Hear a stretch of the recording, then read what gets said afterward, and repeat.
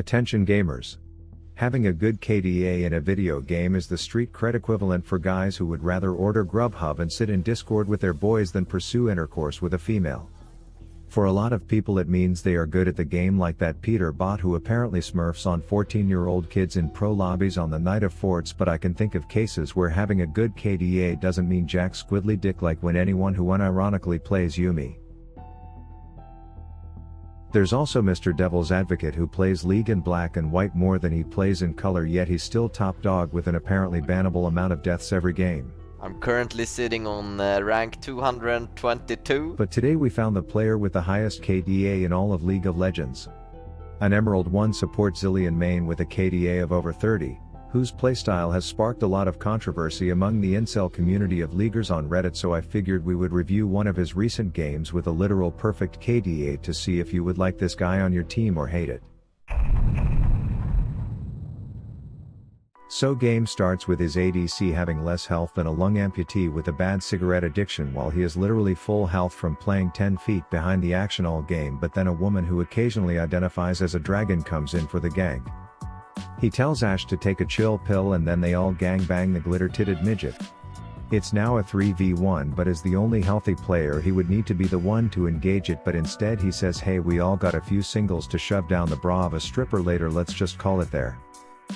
He's continuing to huff the smoke copium from behind his 20 health carrion lane before whipping a ticking time bomb and body blocking the kill shot from Legolas' wife. This opens the door for another Game of Thrones themed visitor, which goes decent until Wanda from the Fairly Odd Parents shows up to shoo him away.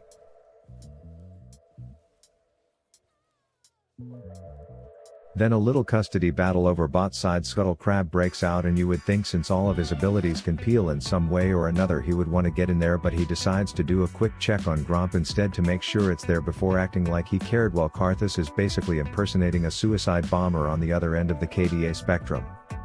Gosu is down there trying to be the hero, but he ordered an Uber back to base and he didn't want to flake when it got there.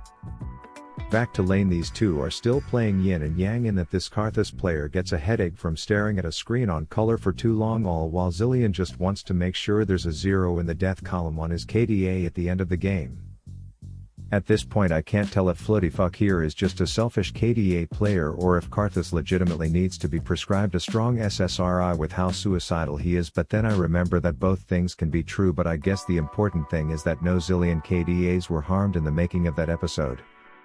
Then there must be a clearance sale on Elo inflated junglers down bot or something as Shiv comes in to witness that famous double bomb whiff by Zilean, and then he doesn't want her dying, with that being her last memory, but the second he is in any danger he flashes these dudes faster than a drunk whore on Mardi Gras, and I'm not sure what this levitating clock distributor could have done to salvage this, but I do know running 6 football fields away definitely wasn't it.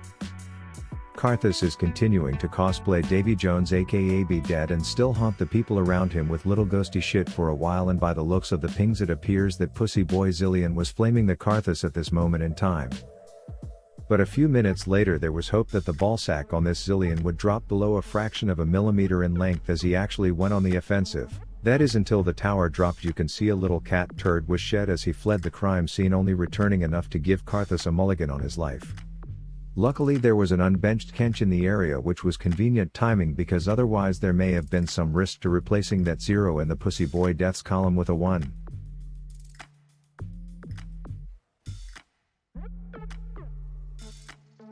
Then each bot lane team takes a well-deserved weekend retreat to the mid lane where the location changes but the story stays the same as Karthus continues being a failed abortion. That said, props to Zilean for using his ult on he who wants to be dead, as a lot of Reddit comments were saying he probably only ever ults himself, so they are wrong, despite the fact that I've never seen someone play so far back in a fight where your team has the 2-man advantage.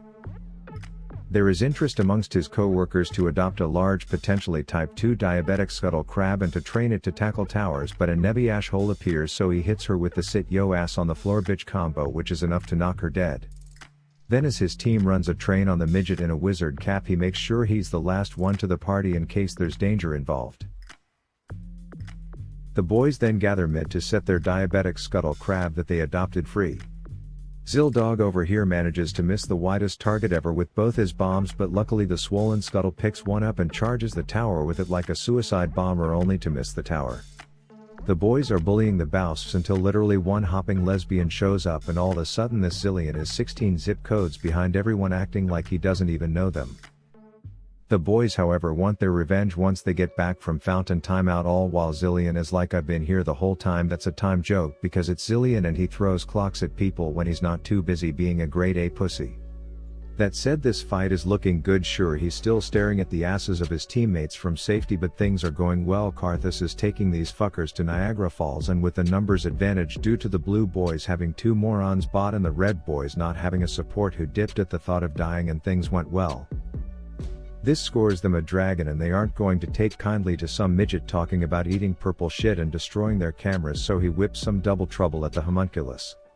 He then proceeds to support his team via a rusty handjob over the fence instead of just getting in there and actually being able to touch his friend / dragon lady, who is balls deep at this point. Despite being the only full health player, he's still far back, which may just be proper positioning, and to his credit he does do support peeling shieldy things to keep his large catfish alive for all of 5 seconds before making like a fart and blowing that shithole.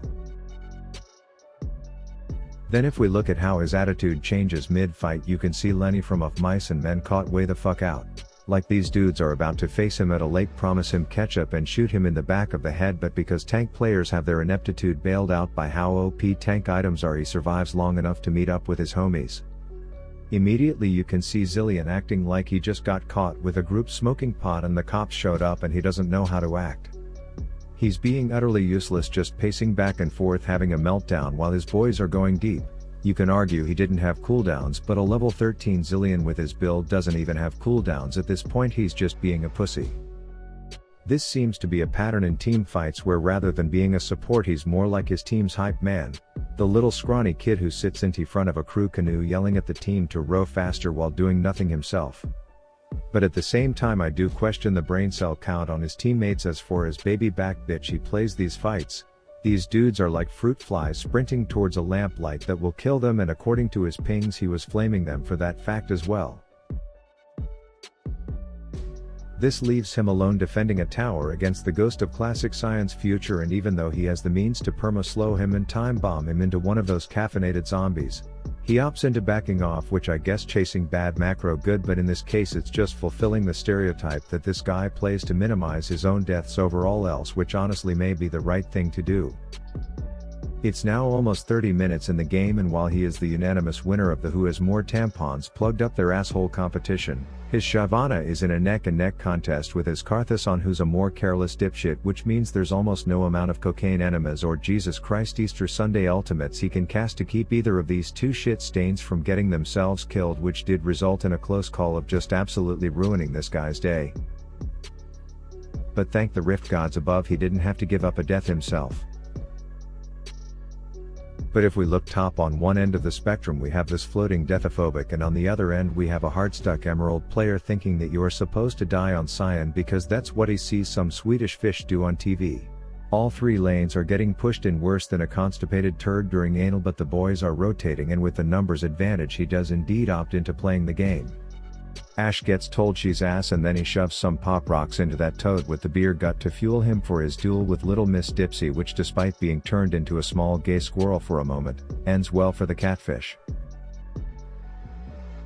Things are looking bleak. There's more dudes trying to shove themselves inside than a brunch with Bonnie Blue, and all of Zillion's teammates are continuing to go colorless, but then Gosu spawns, and with the power of straight cocaine injected intravenously you can see the power of a late game tumble tits.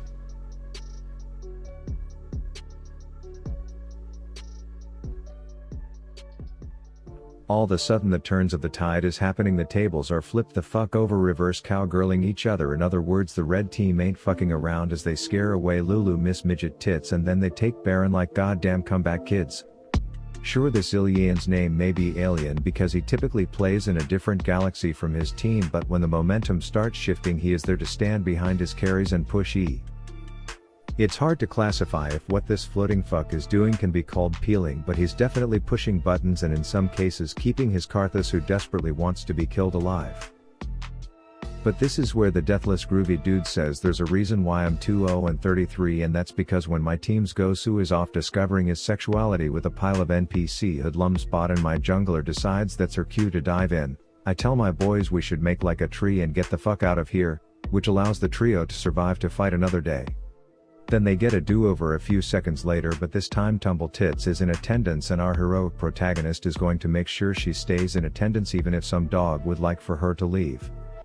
Karthus still finds a way to die because he's a literal sack of shit that positions like a plastic bag in a windstorm, but outside of his outstanding 16th death, the result of this one is looking good. Then for the first time all game they get to go on the offensive. At least two of them do, while Zillion is back here making sure the car stays on with the AC running in case they need to do a little getaway.